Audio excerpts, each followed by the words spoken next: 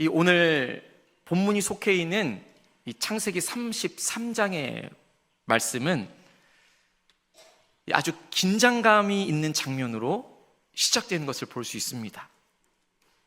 야곱이 무려 20년 만에 형 에서를 만나러 가는 길입니다. 이 과거를 떠올려 보니 이 만남은 결코 편안한 만남이 아니었습니다.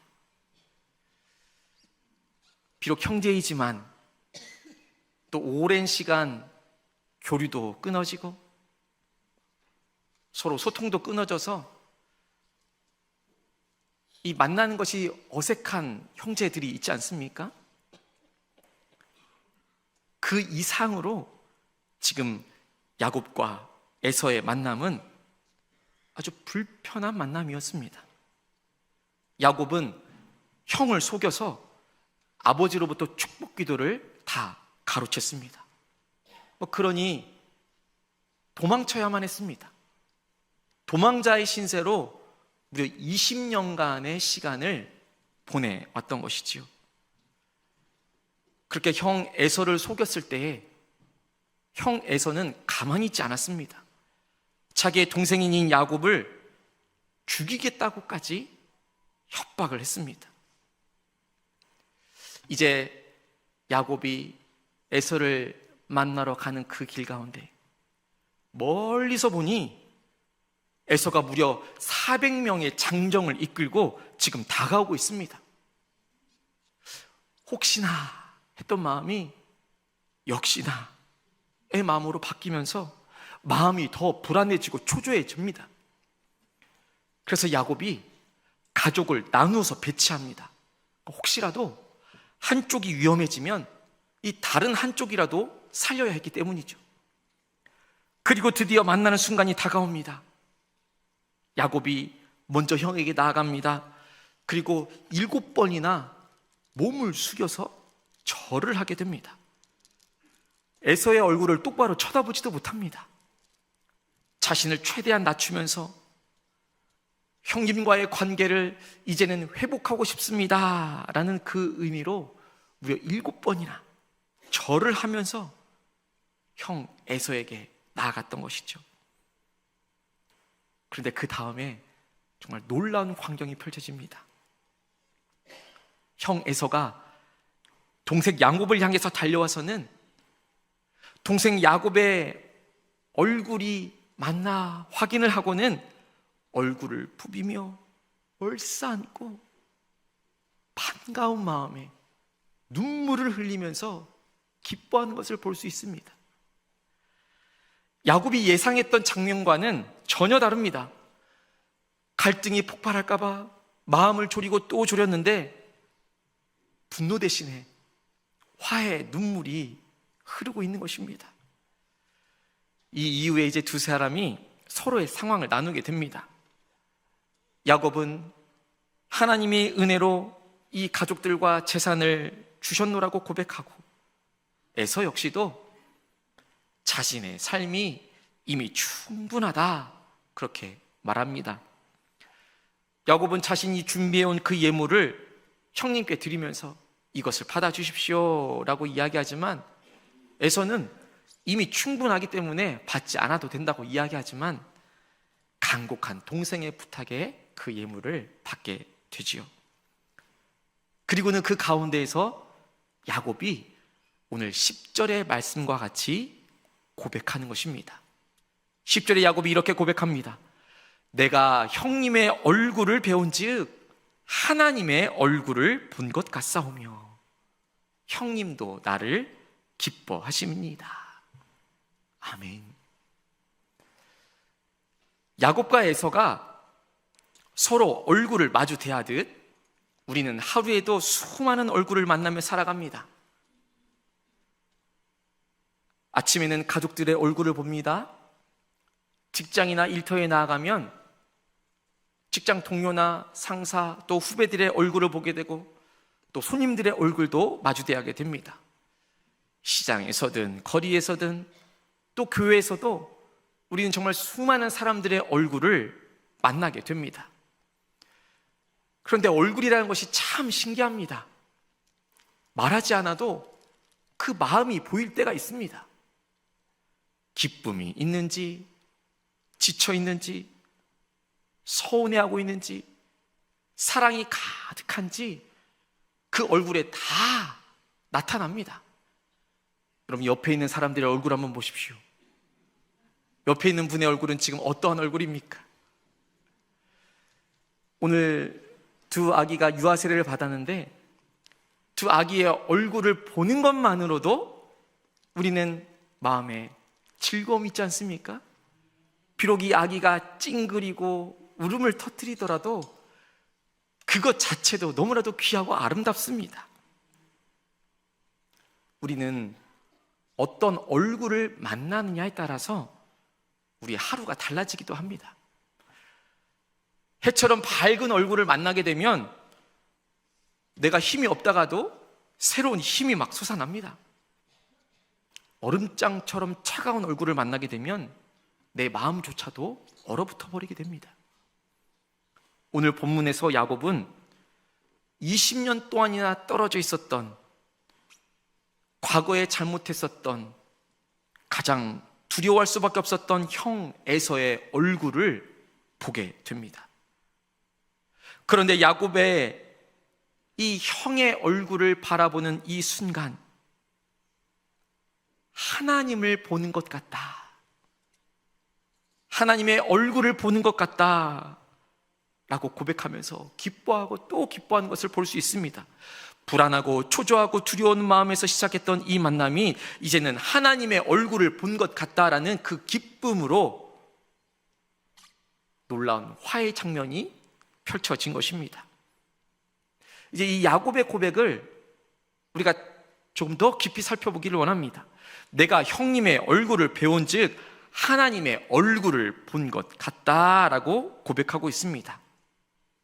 지금 야곱은 형 에서를 통하여서 하나님을 발견하게 된 것입니다.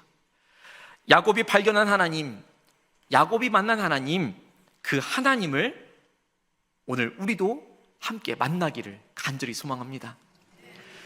첫 번째로 이 야곱이 에서의 얼굴을 보면서 하나님의 얼굴을 본 것 같다라고 말한 이유는 심판이 아니라 받아줌을 경험했기 때문입니다. 야곱은 여기에서 에서를 통하여서 받아주시는 그 하나님을 만나게 된 것입니다. 야곱은 형을 만나러 가는 그 시간 속에서 에서를 만나는 그 자리는 분명 심판의 자리일 것이다 생각했습니다. 자신이 한 일을 스스로가 너무나도 잘 알고 있었기 때문입니다. 속였고 빼앗았고 도망치지 않았습니까? 그래서 야곱은 이제야 내가 대가를 치를 때가 왔구나 생각했던 것이죠. 그래서 가족을 둘로 나누기도 했고 형 에서를 위하여서 이만한 예물을 준비하기도 했었습니다. 그런데 막상 마주한 얼굴은 전혀 달랐습니다. 형 에서는 정죄하는 얼굴이 아니었습니다. 야곱을 사랑하는 동생으로 받아주는 얼굴이었습니다.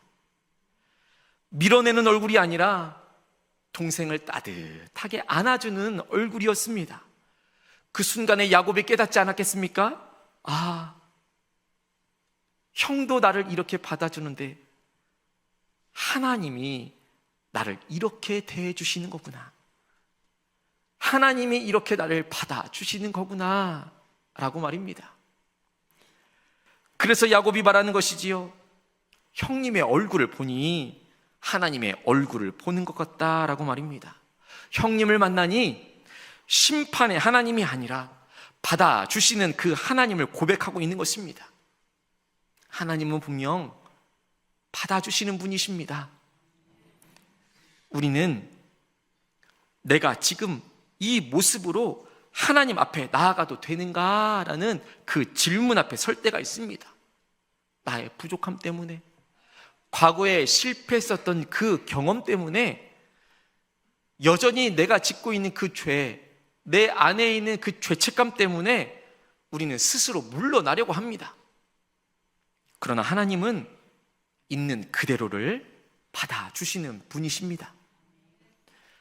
요한복음 8장에 보면 가늠하다 잡힌 여인의 얼굴을 마주하는 예수님의 이야기가 나옵니다. 사람들은 그 여인을 율법대로 정죄하며 돌로 치려고 했습니다.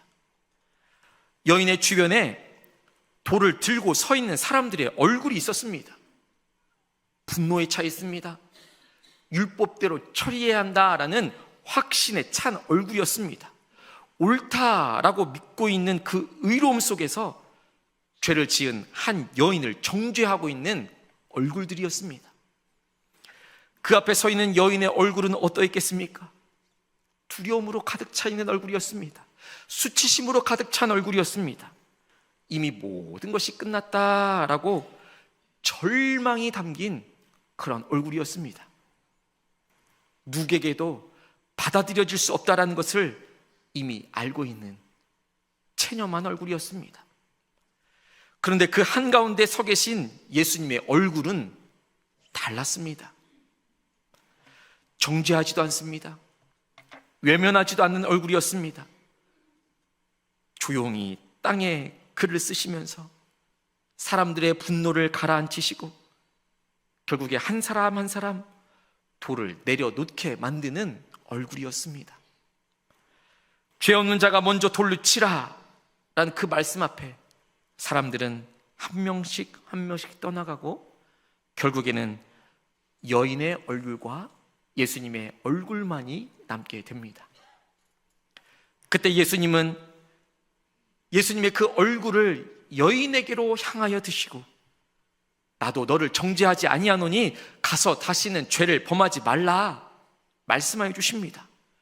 그 순간 여인은 처음으로 정죄가 아닌 받아들여짐을 경험하는 그 얼굴을 마주한 것입니다. 이것이 하나님의 얼굴입니다. 야곱이 에서의 얼굴에서 발견한 하나님의 얼굴입니다. 하나님께서는 분명 우리의 죄와 수치를 보지 못해서가 아니라 그보다 더 깊은 사랑으로 우리를 받아주시는 사랑의 얼굴인 것입니다. 이사야 59장 1절부터 2절의 말씀을 보면 여호와의 손이 짧아 구원하지 못하심도 아니요 귀가 둔하여 듣지 못하심도 아니라 오직 너희 죄악이 너희와 너희 하나님 사이를 갈라놓았고 너희 죄가 그의 얼굴을 가리어서 너희에게서 듣지 않으시게 함이니라 분명히 말씀해 주고 있습니다. 하나님의 부족함이 아니라는 것입니다. 우리의 죄악이 하나님의 얼굴을 가리어버린 것입니다. 그러나 하나님께서는 우리의 죄악을 깨끗하게 씻어주심으로 하나님을 다시 보게 하신 것입니다. 예수 그리스도를 통하여서 하나님께 받아들여지는 존재로 새롭게 태어나게 된 것입니다. 우리는 자격을 갖추어져서 자격이 다 갖추어졌기 때문에 받아들여지는 존재가 아니라는 것입니다. 그저 하나님의 받아들여짐 속에서 우리는 새로운 피조물이 되어진 것입니다. 변화된 존재가 되어진 것입니다. 하나님은 그렇게 우리의 가장 낮은 자리에서조차도 우리를 밀어내지 않으시고 다시 시작할 수 있도록 받아주시고 품어주신 것입니다. 받아주시는 하나님, 그 하나님의 은혜를 기억하며 살아갈 수 있기를 원합니다. 하나님의 받아들여지는 그 은혜를 믿고 나아가는 복음의 사람들이 되시기를 간절히 축복합니다. 두 번째로 야곱이 형 에서를 만나며 하나님을 본 것 같다라고 말한 이유는 두려움이 기쁨으로 바뀌는 경험을 했기 때문입니다. 하나님은 우리의 두려움을 기쁨으로 바꾸어 주시는 분이십니다. 야곱은 두려움 속에서 지금 이 자리에까지 왔습니다. 마음이 불안하고 초조하고 긴장된 상태입니다. 죽음까지도 생각하면서 떨던 그 만남이 예상과는 달리 안아주고 우는 자리로 바뀌어지는 그 순간에 그의 마음을 짓누르던 그 두려움들이 다 무너지고 설명할 수 없는 평안과 기쁨이 밀려온 것입니다. 이 모습은 우리가 하나님을 만났을 때에 경험한 그 경험과 똑같습니다. 처음으로 예수 그리스도를 만났을 때에 예수님이 나의 주인이십니다. 내가 주님을 사랑합니다. 하나님이 나를 사랑하여 주시는 놀라운 그 사랑을 발견하였을 때에 나에게 물밀듯이 다가왔었던 그 놀라운 그 감격, 그 변화, 그것이 지금 야곱에게 있었던 것이죠. 마가복음 4장을 보시면 예수님과 제자들이 배를 타고 갈릴리 바다를 건너고 있던 장면이 펼쳐집니다. 갑자기 큰 광풍이 일어납니다. 바람이 거세게 불고 파도가 배 안으로 들이치면서 배가 점점점 물에 잠기기 시작합니다. 제자들은 대부분이 어부였음에도 불구하고 바다를 잘 안다라고 생각했음에도 불구하고 그들조차도 도저히 감당할 수 없는 상황이었습니다. 그들의 마음에는 한 가지 생각밖에 없었습니다. 아, 이러다 죽겠구나. 그런데 그 절박한 상황에서 예수님은 주무시고 계셨습니다. 주무시고 계시는 그 예수님을 보면서 제자들은 더더욱더 큰 혼란과 두려움에 빠집니다. 예수님을 깨우면서 말합니다. 선생님, 우리가 죽게 된 것을 돌보지 아니하십니까? 그때 예수님이 일어나셔서 바람을 꾸짖으시고 바다를 향해서 말씀하여 주십니다. 잠잠하라, 고요하라. 그러자 놀랍게도 바람이 그치고 바다가 아주 잔잔해집니다. 상황이 완전히 바뀌어 버린 것입니다. 그런데 우리가 여기서 더 주목해 보아야 할 것은 그 파도가 잠잠해진 것만이 아니라 제자들의 마음까지도 함께 바뀌었다라는 것입니다. 조금 전까지는 이러다 죽겠구나 라고 했었던 그 두려움에 사로잡혀 있던 이 제자들이 이제는 이분이 누구시기에 바람과 바다도 순종하는가라는 경외의 마음으로 바뀌어 버린 것입니다. 두려움이 사라졌습니다. 그리고는 그 자리에 하나님을 향한 새로운 인식과 놀라움이 자리 잡은 것입니다. 그리고는 그 마음 가운데 평안함이 찾아온 것입니다. 여러분, 이것이 하나님을 만날 때에 오는 변화의 모습 아니겠습니까? 야곱도 마찬가지였습니다. 야곱에게 형 에서는 마치 풍랑과도 같은 존재였습니다. 생각만 해도 마음이 무너지고 피하고 싶고 어디론가 도망가고 싶은 그런 대상이었습니다. 그래서 야곱은 형을 만나기 전까지 계산하고 또 계산하면서 다양한 모습으로 대비하고 두려움 속에서 밤을 보내야만 했습니다. 그런데 막상 그 얼굴을 마주하는 그 순간에 상황보다도 먼저 그의 마음이 바뀌어 버린 것입니다. 죽을 것 같았던 두려움이 풀어지면서 대신 눈물과 안도의 감정이 밀려온 것입니다. 이것이 바로 하나님을 만날 때 일어나는 변화라는 것입니다. 마치 풍랑이 잠잠해질 때 제자들의 마음도 잠잠해졌던 것처럼 야곱의 마음도 그 자리에 평안으로 바뀌게 된 것입니다. 그래서 야곱이 말할 수 있었던 것입니다. 형님을 보는 것이 지금 하나님을 보는 것 같습니다 라고 말입니다. 결국에 야곱이 본 것은 형의 얼굴을 넘어서는 두려움을 기쁨으로 바꾸어 주시는 하나님의 얼굴이었던 것입니다. 야곱은 가장 피하고 싶었었던 그 얼굴 앞에 섰지만 그 자리에서 가장 깊은 은혜를 경험하게 됩니다. 우리가 두려워하면서 피하고 싶은 그 자리, 바로 그곳이 하나님의 얼굴을 보는 자리이고 하나님을 가장 가까이에서 만날 수 있는 자리가 될 수 있다라는 것입니다.